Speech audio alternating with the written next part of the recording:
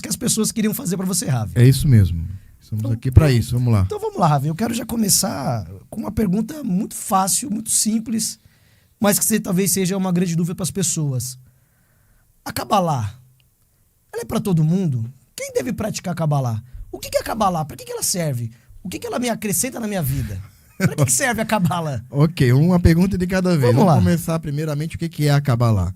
A palavra Kabbalah significa recebimento.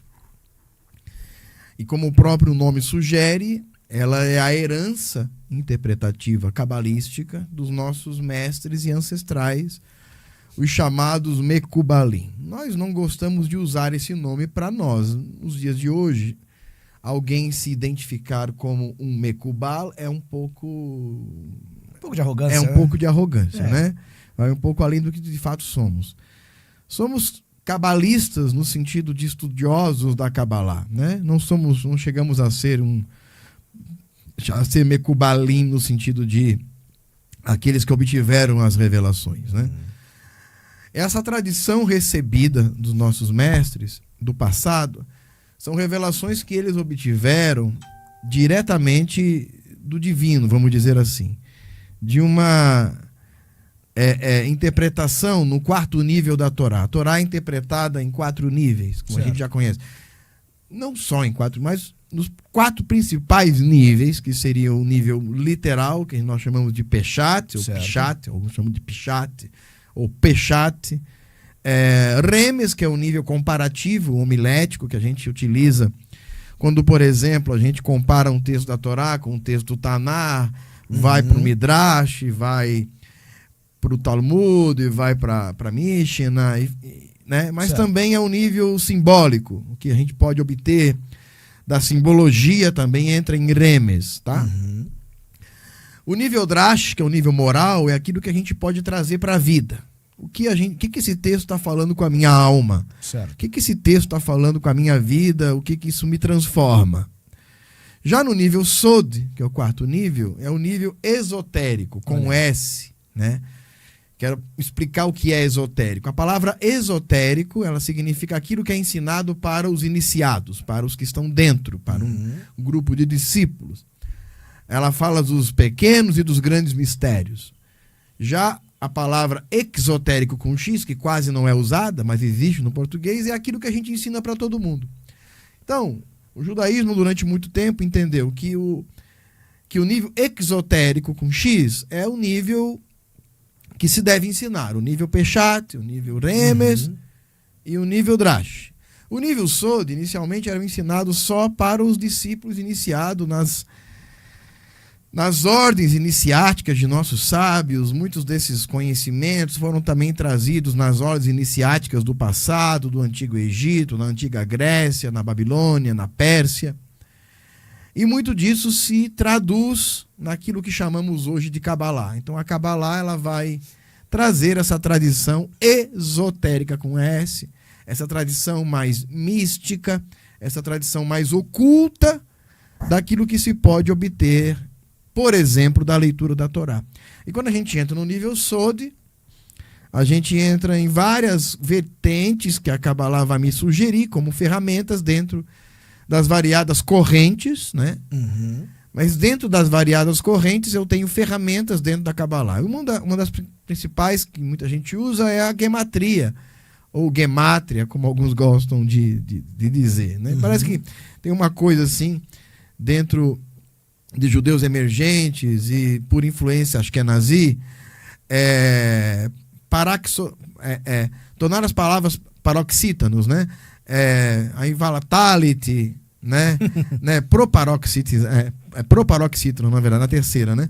Então, talit, kipa, Kabbalah, né? Sim, muda um pouco. Muda um pouco, mas enfim. Então, assim, a gematria, que alguns chamam de gemátria, a gematria é o número, né? O número das letras. Sim. Eu posso pegar uma palavra, ela tem a mesma gematria de uma outra palavra. E aí a gente vai fazendo Existem vários métodos, né? Vários métodos. Atibaixi, tem Isso, outros, né? que é pegar a letra, Primeira contar se ela é a 10ª letra, então eu pego a 10ª da última para trás. Tem várias maneiras de se lidar com a gematria, mas ela é uma ferramenta cabalística. E a primeira ferramenta que muita gente vai, porque para as pessoas é uma ferramenta mais lógica.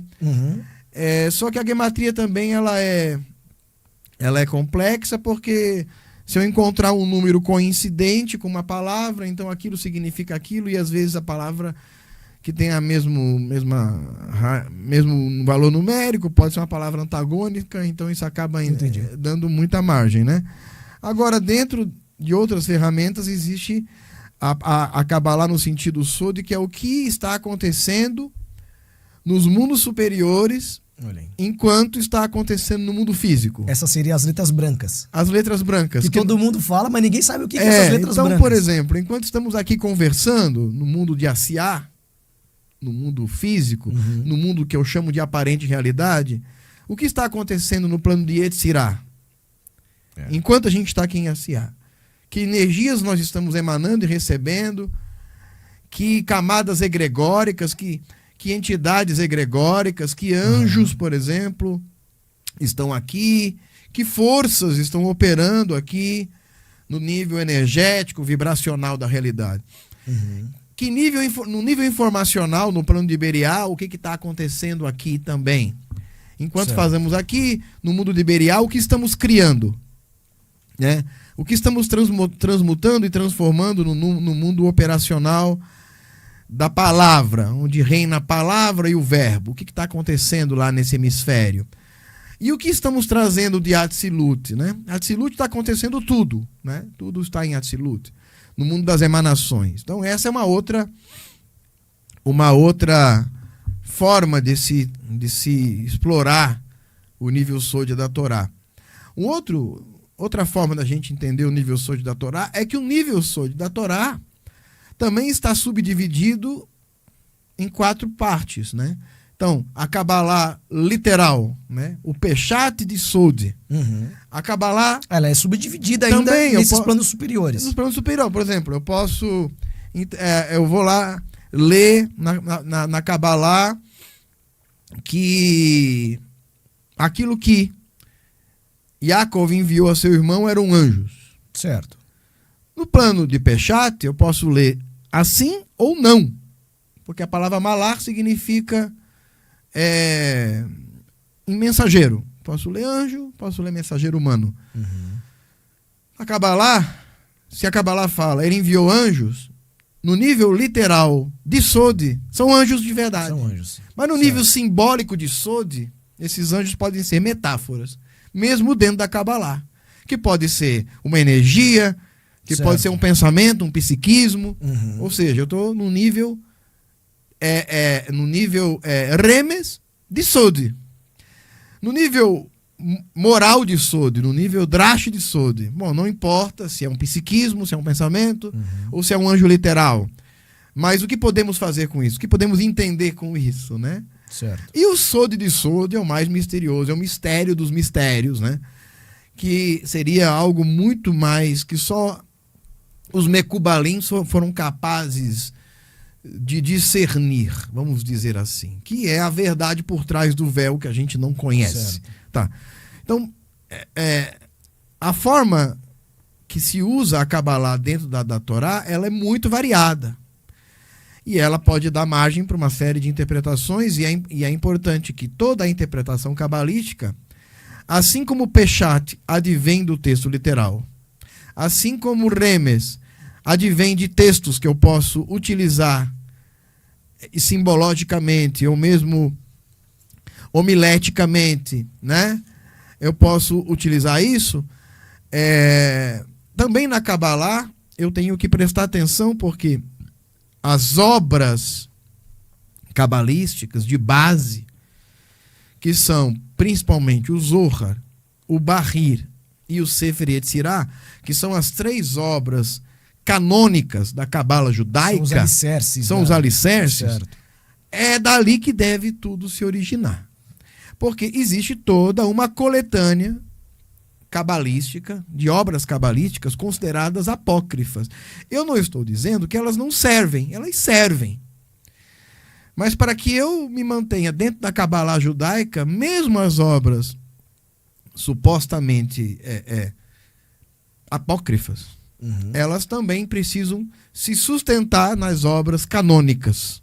Certo. Então, quando eu desprezo as obras canônicas e eu escolho uma, duas ou três obras que são consideradas apócrifas e não necessariamente erradas, mas não canônicas, aí nesse momento eu já estou fora da cabala judaica. Entendi. Eu estou dentro da cabala ainda, dentro do universo cabalístico, mas já me distanciei da tradição cabalístico-judaica. Já estou numa vertente desconectada.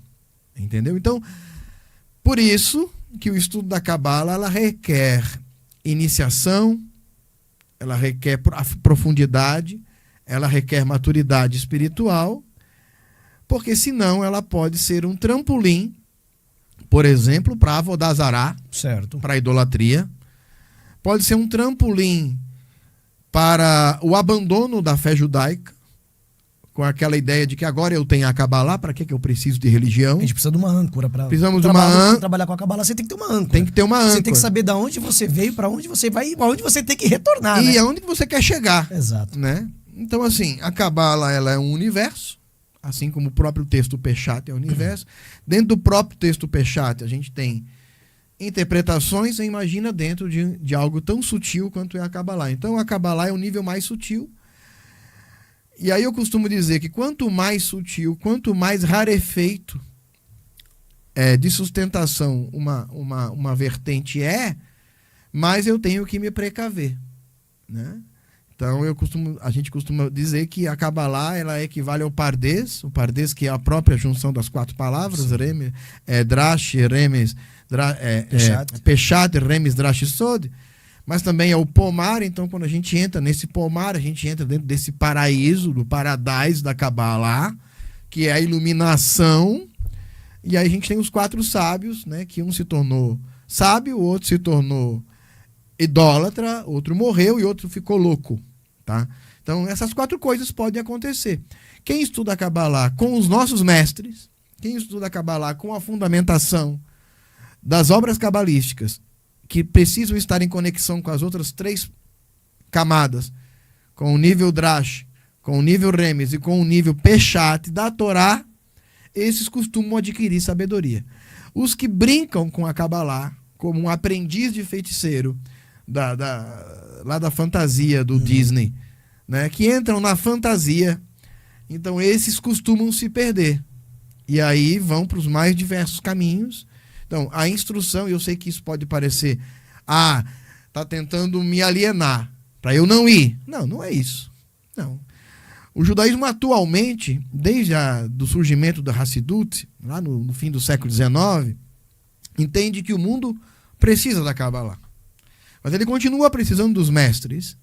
E sem os mestres, esse caminho pode ser um caminho complexo, um caminho difícil, um caminho perigoso, não porque você está estudando Cabalá, mas porque você está estudando sozinho. Porque você não se sustenta no